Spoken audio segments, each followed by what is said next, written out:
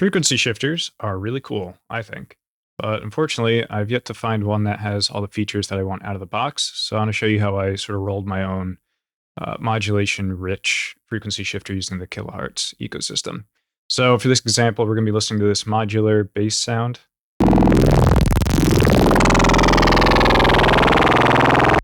Just what sounds like unprocessed. And then with some basic frequency shifting, I'll start to sound like this.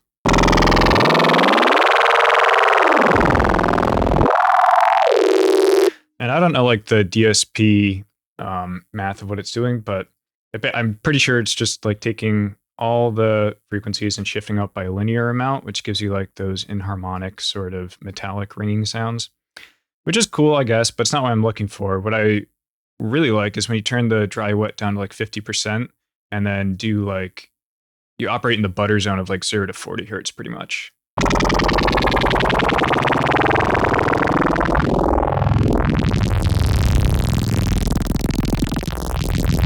And then 0 to negative 40 as well. You get those cool like scrolling textures, which is kind of a pain to do just with the frequency shifter on its own, and you're relying on like Reaper's external dry wet thing, which some DAWs don't have. So what I did is I used snap heap and loaded my shifters up here.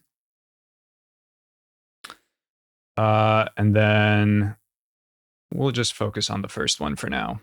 I use the macro controls to basically give me a knob, a full range knob that only operates in the ranges I'm most interested in. So we set the first one to 0.1% and the second one to like 0.6. And what this effectively gives us once we dial back the mix to about 50 is like a fine and coarse adjustment.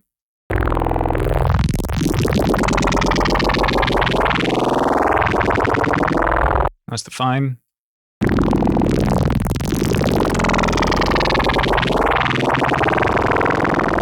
And that's the coarse. And you can turn the knob all the way up. And those are only the frequencies, only the range that I'm most interested in. And then the other cool thing that you can do is, since we have like two serial buses right here, you can also mix in a negative frequency shifter using the same sort of setup with these two macro controls. But instead of doing positive 0.1, we'll do negative 0.1. And then for this one, negative 0.6. Disable the first one, turn on the mix, have a listen.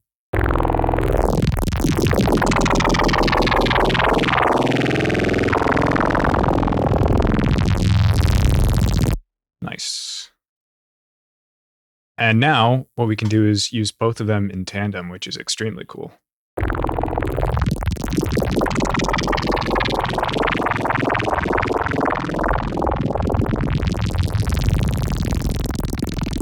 And it gets really liquidy really fast, which is great. But if you've noticed, the really cool stuff happens when you're manually like moving these controls up and down, which I don't have enough hands to do both, or enough mice or whatever to do both at the same time. So what I like to do on top of this is create two random modulators and map them to the fine and coarse macros themselves. So what this is effectively doing is like, this one is turning both of these knobs at the same time to do like, to increase and decrease the frequencies that the fine and coarse at the up and down are shifting. Sorry, this is like getting very jargony really quickly. I apologize. And then I'll map two more macros to control the depth of each of these.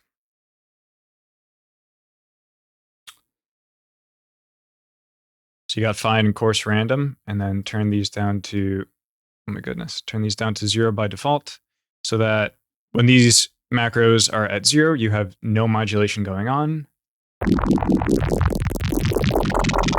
And then as you turn it up,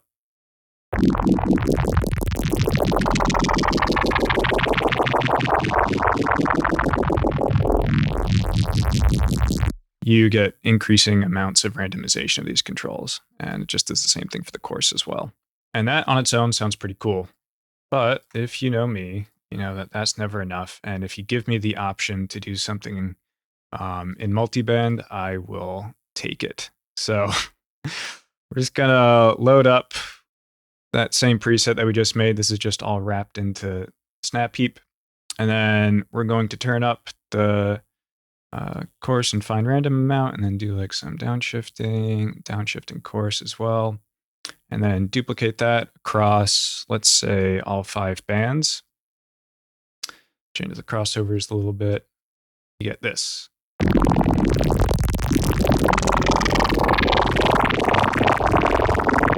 Now we're getting somewhere. That's some really complex modulation. Even though these are duplicates of each other, the randomization is different for each instance, which makes it pretty cool and gives you lots of movement, but not enough movement, I say. So in addition, what I'll usually do is add some random modulation for the crossover frequencies.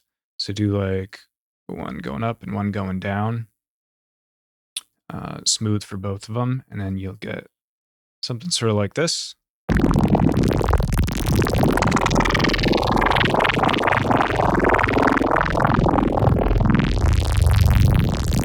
Which just adds a little bit more randomization, a little bit more movement. It's a little bit subtle, but this is also a classic move of mine. I just take that and duplicate it again. And again, both of these have their own random settings for the snap heaps and for the crossover modulation.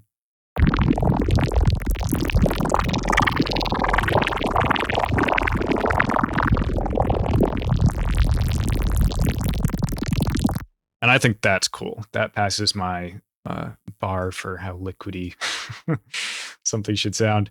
For the sake of this demo, I'm just going to spice it up a little bit more. You could stop there, but it's a mono synth source. I'm just going to do some chorus modulation to make it stereo.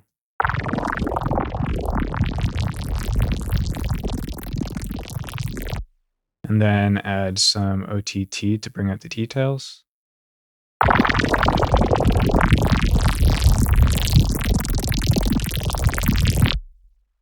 And one more thing, I'm going to put a traveler on there in between the 2 multipasses to just give it some more movement and make it into like more of a building block sort of asset.